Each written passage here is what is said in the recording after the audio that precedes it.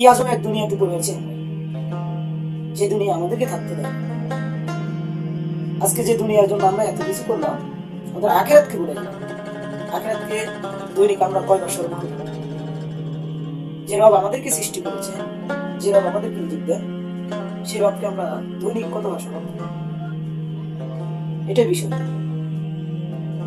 আমাদেরকে নিঃশ্বাস নেওয়ার যে ক্ষমতাটা রব আমাদেরকে দিয়েছে, সেটা শুকরিয়া আদায় করি আমরা কয়বার দিই? আমার হায়াত দুনিয়া ইল্লা মাতাউ। দুনিয়া হচ্ছে ক্ষণস্থায়ী মায়াজাল। মানুষকে একটা মায়ার ভিতরে দুনিয়া আমাদের আটকে দিয়েছে। আজকে আমরা রবকে ভুলে গিয়েছি, রবের শরণাপন্ন হই না। যে দুনিয়া আমাদেরকে থাকতে দেয়, আমার দাদাকে থাকতে দেয় নাই, আমার বাবাকে থাকতে দেয় নাই, আমার বড় ভাই বড় বোন আত্মীয় স্বজন কাউকে থাকতে দেয় নাই, আমাকে তো থাকতে দেয় নাই। যে দুনিয়ার জন্য এত টাকা পয়সা টাকা বাড়ি গাড়ি থাকার জন্য সুখের জন্য, সে দুনিয়া আমাদেরকে থাকতে দেয়। কি এক আমরা মায়া করেছি। এই জন্য দুনিয়ার মায়া ছেড়ে দিতে হবে। দাদা চলে গেছে, কাকারা চলে গেছে, আমাদের সিরিয়াল আসতে হবে। মনে রাখবেন, আসার একটা সিরিয়াল আছে, কিন্তু যাওয়ার কোন সিরিয়াল আমাদের নেই। আমার আগে আমার বড় ভাই চলে যেতে পারে, আবার আমার বড় ভাইয়ের আগে আমি চলে যেতে পারি, আমার মায়ের আগে আমি চলে যেতে পারি। আমার দাদা বেঁচে আছে, কিন্তু আমি দুনিয়াতে পারি।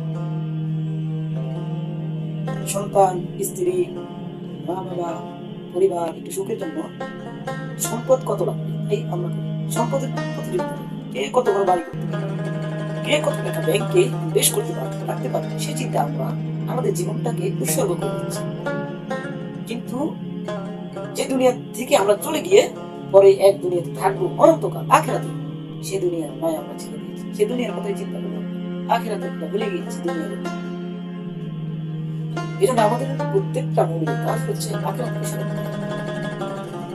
দুনিয়ার যে পরিমাণ যুদ্ধ বিবাদ, ভাই ভাই মারামারি, আত্মীয়তা সম্পর্ক ছিন্নকারী, প্রতিবেশীর সাথে সম্পর্ক ভালো নেই, আপন জনকে ঠেকায়, ভাই ভাইকে সম্পদের জন্য মেরে ফেলে, ভাই বোনের সম্পদ গ্রাস করে খায়, মা বাবাকে ভুলে গিয়ে এতে বৃদ্ধাশ্রমে দিয়ে আসে।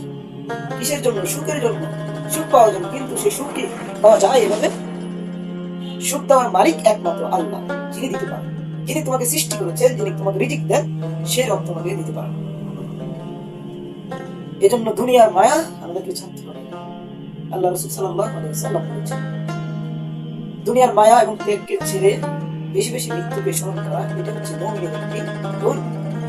আল্লাহ রাসূল সাল্লাল্লাহু আলাইহি ওয়াসাল্লাম বলেন, আমি কি তোমাদেরকে এমন কিছু শিখিয়ে দিব যার দ্বারা তোমাদের ঈমান শক্ত হবে, মজবুত হবে?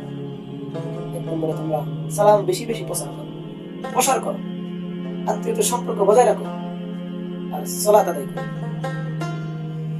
মনে রাখবেন, আপনি দুনিয়া থেকে যদি আপনি আমলটাকে শক্ত করে যেতে পারেন, আমলটাকে আপনি মজবুত করে যেতে পারেন, পরকালে আপনি সফল।